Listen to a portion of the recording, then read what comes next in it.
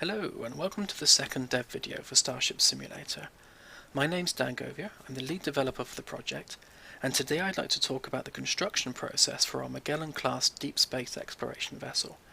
I'm a massive nerd, and one of my passions in life is taking classic sci-fi spacecraft and building them in CAD software as though they were a real vessel, looking at how they're constructed, how their internal systems connect together, and advanced technology aside, how we'd go about building them today.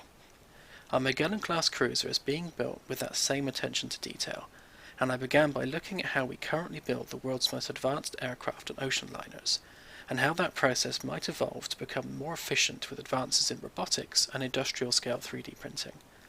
As you can see from this example, modern vessels are constructed by welding together hundreds of prefabricated pieces, called blocks, which are designed in CAD software to fit together perfectly to form the finished ship, just like Lego. Modern aircraft are built the same way, and SpaceX's Starship is no different either. So with modern advances in automation and computer-aided design, we're able to rapidly produce these block sections in order to form much larger craft. For Starship Simulator, we've taken these same manufacturing principles and projected them forward about 200 years to the point where individual block construction is an entirely automated process driven by advanced AI. And if we now take a look in Unreal Engine, you can see the 5 blocks which make up the keel section of the saucer.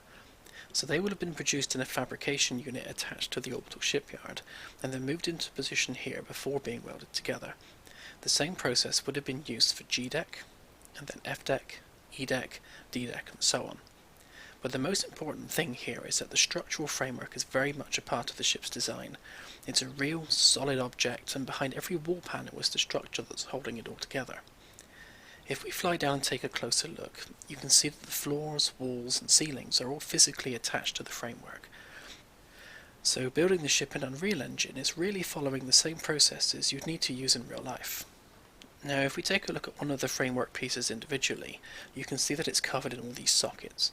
The wall panels have corresponding sockets, and using the Modular Snap System Marketplace plugin, we can simply pop the panels into place. So if I grab one of these panels and copy it, you can see that it snaps nicely onto the framework.